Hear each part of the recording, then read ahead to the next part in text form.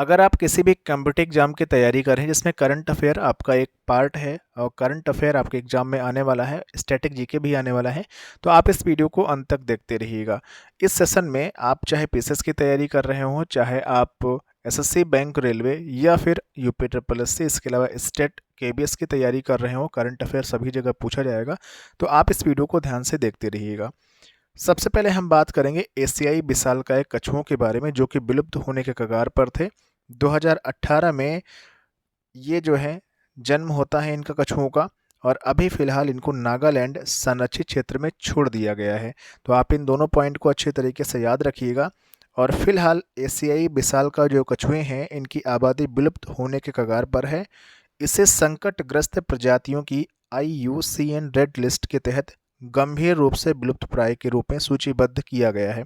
तो आप इस पॉइंट से समझिए, संकटग्रस्त प्रजाति है पहली बात एशियाई विशालकाय कछुआ, और अभी नागालैंड संरक्षित क्षेत्र में जो है छोड़ दिया गया है। तो इस पॉइंट को अच्छे तरीके से याद रखिएगा, और ये विलुप्त होने के कगार पर है। इसके अलावा आप देखिएगा यहाँ पर गुजराती जो फिल्म है छेलो सो और RRR के नातू नातू को ऑस्कर 2023 के लिए शॉर्टलिस्ट किया गया है। तो ये भी आपके लिए इम्पोर्टेंट क्वेश्चन बन जाता है। गुजराती फिल्म है, नाम है छेलो सो, और RRR के जो सॉन्ग है नातू नातू को ऑस्कर अवार्ड 2023 के लिए नॉमिनेट किया गया है। तो आप इस पॉइंट को भी याद रखिएगा। और इस बार जो गुजराती फिल्म छेलो के 95वें अकादमी पुरस्कार के लिए भारत की आधिकारिक जो है प्रविष्टि यहाँ पर हुई है। और इसके साथ ही साथ अगर हम बात करें यहाँ पर पहला अकादमी पुरस्कार जीतने वाली भारतीय के बारे में, तो भानु अथैया जी थे, जिनको वर्ष 1922 में फिल्म गांधी के लिए जो है अकादमी पुरस्कार यहाँ पर दिया गया था। तो आप इन सभी पॉइंट को याद रखिएगा। अभी हाल ही में गुजराती फिल्म छेलो और RR का जो सॉन्ग है नातू नातू, वो जो है शॉर्टलिस्ट किया गया ऑस्कर अवार्ड 2023 के लिए। इम्पॉर्टेंट क्वेश्चन बन जाता है मध्य प्रदेश से, और खास करके आप कोई भी एग्जाम देंगे तो ये क्वेश्चन आपके एग्जाम में पूछा जा सकता है। महू में भारत के पहले इन्फेंट्री संग्रहालय का उद्घाटन यहाँ पर कर दिया गया है। तो इस पॉइंट को याद रखिएगा। देश का जो पहला इन्फेंट्री संग्रहालय है वो कहाँ पर बना हुआ है, तो MP में बना हुआ है, और MP के महू डिस्ट्रिक्ट में बना हुआ है। इस पॉइंट को अच्छे तरीके से याद रखिएगा। ये जो है किस लिए बनाया गया है, इसमें इतिहास को प्रदर्शित किया गया है। जो मूर्तियां हैं, जो भित्तिचित्र हैं, जो फोटो हैं, उनमें वीर सैनिकों की वीरता और बलिदान को संरक्षित किया गया है। मतलब सैनिकों की जो वीरता है उसमें अच्छी तरीके से जो है प्रदर्शित की गई है इस इन्फेंट्री संग्रहालय में। तो इस पॉइंट को अच्छे तरीके से याद रखिएगा। इसमें क्या क्या देखने को मिलेगा, वर्ष 1965 और 1971 की जो प्लासी का युद्ध हुआ, सारागढ़ी का युद्ध हुआ, बक्सर का युद्ध हुआ, भारत और पाक का जो युद्ध हुआ, इसके साथ ही साथ छत्रपति शिवाजी महाराज, सुभाष चंद्र बोस आदि के इतिहास को इसमें जो है संरक्षित किया गया है। और इसकी दूसरी मंजिल पर जो कारगिल वार रूम है उसे भी यहाँ पर बनाया गया है। तो ये सभी पॉइंट इम्पॉर्टेंट हैं। पहली बात इम्पॉर्टेंट बन जाता है कि ये इन्फेंट्री संग्रहालय जो है कहाँ पर है, तो भारत के मध्य प्रदेश के महू डिस्ट्रिक्ट में है। साथ ही साथ ये किसको समर्पित है, तो सैनिकों की वीरता और बलिदान के लिए समर्पित है। और इसमें क्या क्या देखने को मिलेगा अभी हमने आपको बता दिया। अगर हम अंतर्राष्ट्रीय समाचार की बात करें तो बेंजामिन नेतन्याहू जो कि नई सरकार बनाने के लिए समझौता कर चुके हैं, और आप सभी को पता है कि बेंजामिन नेतन्याहू इजराइल के जो है प्रधानमंत्री थे, और वर्तमान में भ्रष्टाचार के आरोपों की वजह से जो है यहाँ पर उनको दिक्कतें हो गई थी। अब फिर यहाँ पर नई सरकार बनाने के लिए समझौता यहाँ पर कर चुके हैं। नेतन्याहू वर्तमान में अदालत में भ्रष्टाचार के आरोपों का सामना भी कर रहे हैं। और ये पॉइंट आपको याद रखना चाहिए कि जो इजराइल है वो कहाँ पर स्थित है, भूमध्य सागर पर स्थित एक मध्य पूर्वी देश है। इस पॉइंट को याद रखिएगा। साथ ही साथ इजराइल की जो राजधानी है यरूशलेम है, और इसकी जो मुद्रा है इजराइल शेकेल है। इस पॉइंट को आप याद रखिएगा। यह मिस्र, जॉर्डन, लेबनान और सीरिया के साथ अपनी सीमा साझा करता है।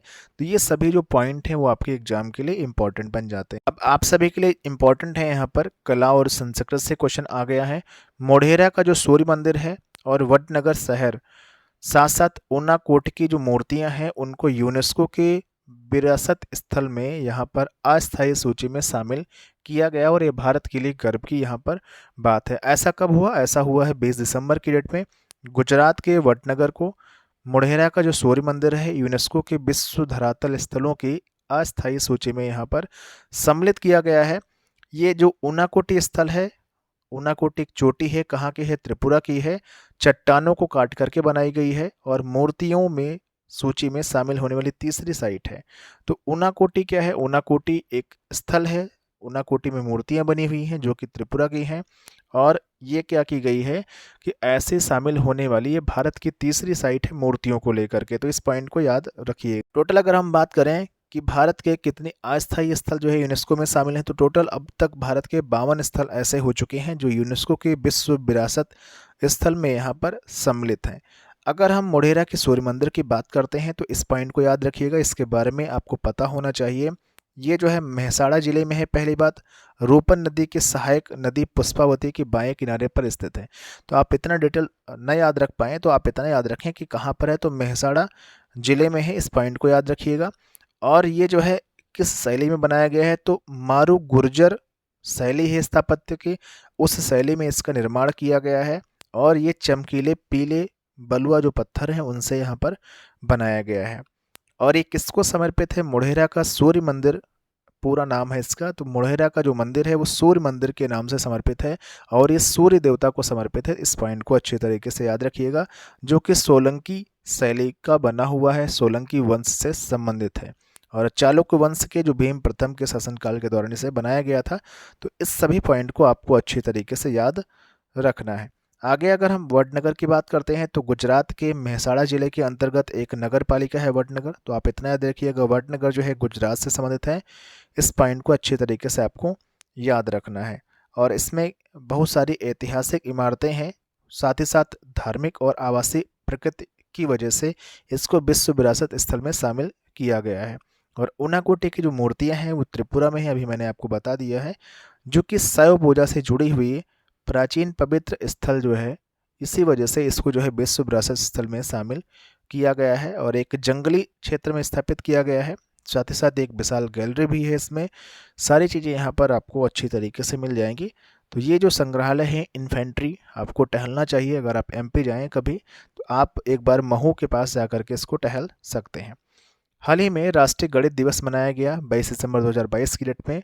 पूरे देश में राष्ट्रीय गणित दिवस मनाया जाता है 22 दिसंबर 2022 की डेट में।